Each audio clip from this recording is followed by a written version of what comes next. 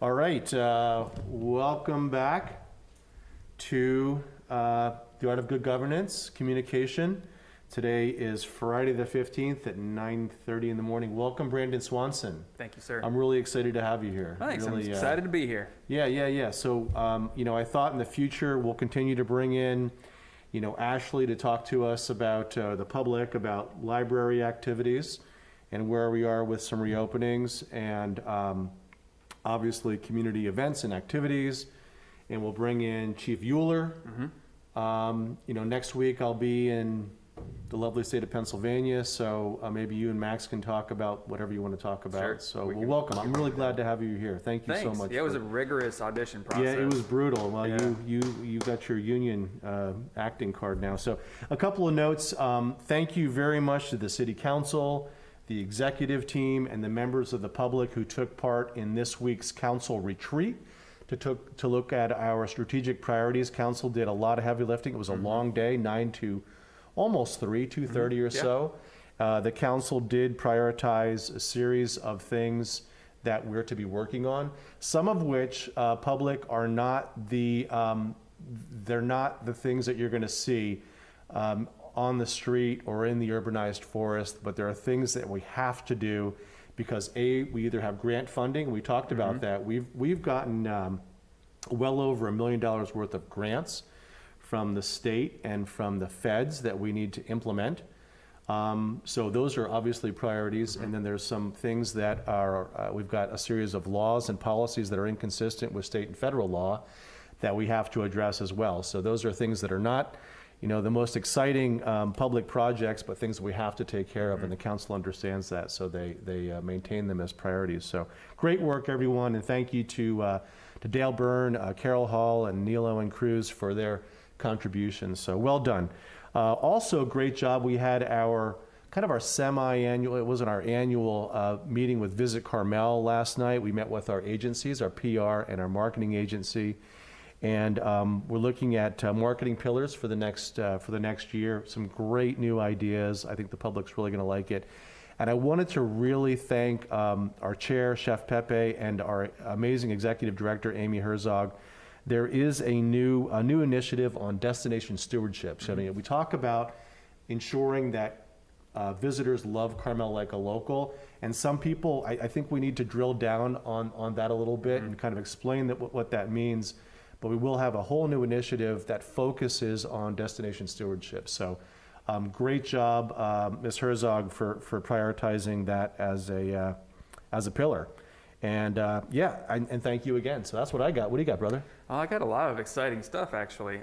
So first and foremost, I just want to let everyone know we've given an offer. We've received an acceptance for a new planner to start October 25th. His name is Saray Nathan.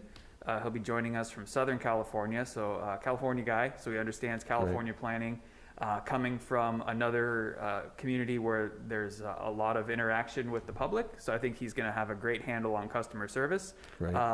Maybe we can even bring him on here one of these Fridays after he gets started and let him say hi to the millions of viewers we have for the vlog. Hundreds of millions. Hundreds of millions now. Sorry, yeah, that was last week. It was only millions, but we've gone up, skyrocketed.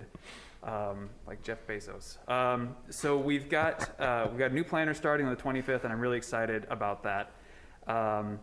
We just recently had we didn't. It was actually an applicant-initiated public meeting for the Carmel Resort Inn, which is a hotel property up on Carpenter and Guadalupe. Correct. And so there's a project brewing there where they're talking about demo, remodel, rebuild of some sort of hotel configuration with potentially single-family dwellings on the backside of the property.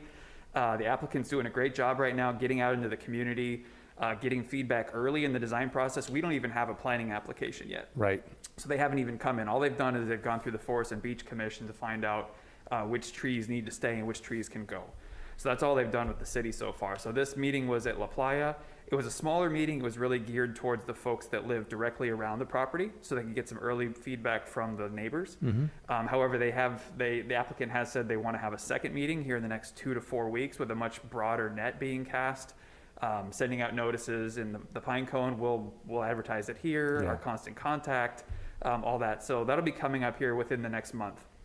a bigger meeting to talk about the design and get feedback from the broader public. There still were about 30 or 35 people that showed up. Yeah, I did. I lost that bet with you. I thought there'd be fewer, but Oh, yeah. it was a packed little room. It's that little meeting room at La Playa. It Yep. was standing room only. Yeah, you and I went, Marnie went too, just so we could keep some notes going. Yep. Yeah, you really lost on 10. That was an easy over for me. You to didn't. pick. You didn't have to announce how badly I lost. So. Sorry. Moving on.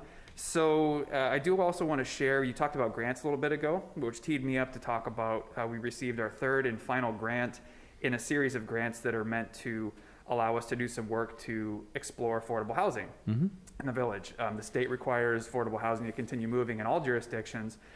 With this most recent grant was for $65,000, which brings our total up to $290,000. Yep.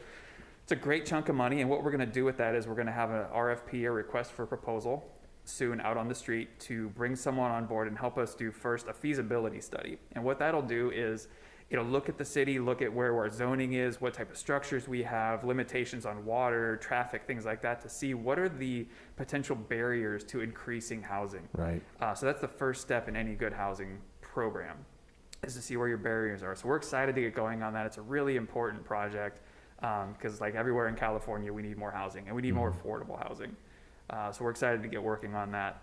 The last little tidbit I have for you and our hundreds of millions of viewers is that we did receive an official appeal on the Verizon wireless application, which was considered by the Planning Commission. For those that don't know, there's an application for a wireless facility to be placed on top of an existing phone pole down on Carmelo, just west of La Playa Hotel.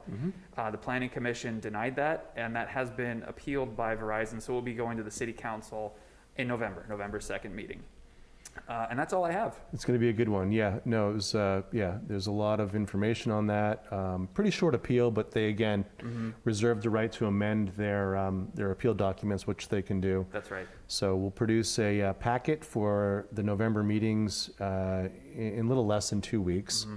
And it's going to be a big agenda. It's going to be a big November agenda, a lot of topics. So right on. Well, again, thank you so much for being here. Of course. Congratulations to Carolyn and Dorothy. Yep. And what do you want to say? I want to say thanks for having me. I'm excited to be here and try to fill Paul's actually same size shoes as mine. But also I want to say take good care. Take good care.